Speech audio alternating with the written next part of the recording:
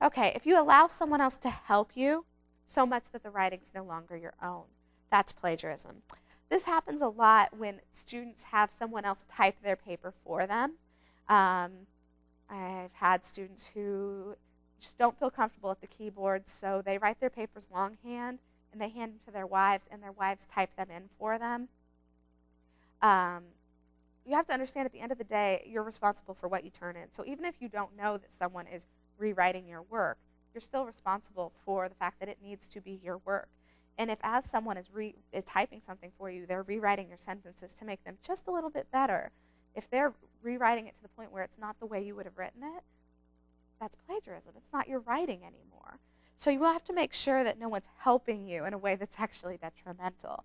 Also, if you've ever had someone take your work and cross out big sentences and rewrite it over the top, that's not your words anymore. You really need to rewrite it in your way.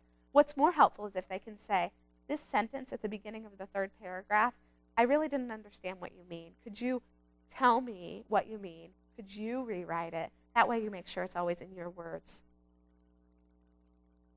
If you fail to put quotation marks around the words of others, that's plagiarism. Now, a lot of times students will put quotation marks around, they'll put information from a source, the direct words, word for word from their source, and then they'll give me a citation.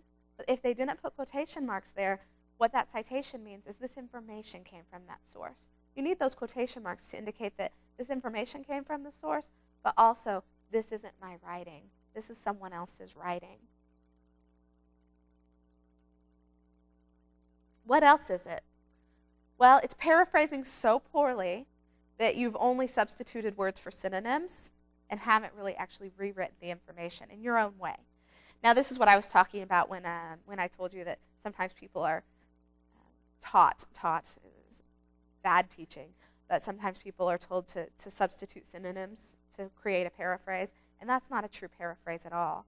To create a true paraphrase, you have to write it your own way, in your own words, in your own language, in your own style. The best way to do this is to read the original, close it, think about it, then write it your own way. After you're done, you can compare the two and make sure that you haven't lifted phrases and lifted sentence structure, that you've really written it your own way. Paraphrasing poorly by changing the sentence structure but failing to change the words. Sometimes students will take the words in the original and just flip-flop them around and call it paraphrasing, but it's really not paraphrasing if you don't really put it in your own vocabulary, in your own words. Put quotation marks around only part of a direct quote. Sometimes students will put quotation marks around the first sentence, but then the rest of the paragraph is also from the source, and they didn't give me quotation marks around those. Putting quotation marks around something that is part of a direct quote and part of a paraphrase, it is part direct quote and part paraphrase, pardon me. If you have changed the words in part of it, you can't put quotation marks around that part. If part of it isn't your words, you need quotation marks around that part. So remember, at the end of the day, what we're really trying to do is show our audience what ideas are ours, what ideas aren't ours, what words are ours, what words aren't ours. And if we're true to that goal in every sentence of our paper, we're going to be fine.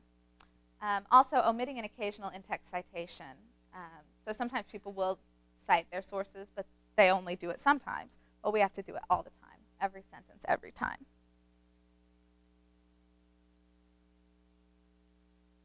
There are several reasons we cite sources, and it's not always because we want to show that it's someone else's words. That seems to be the thing people understand.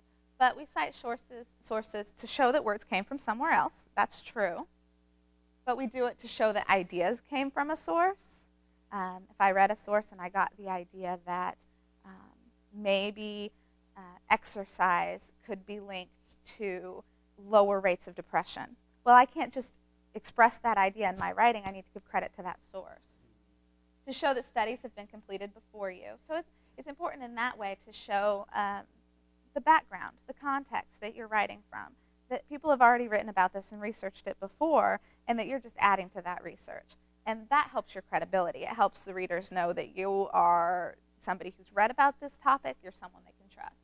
To have someone credible backing the information.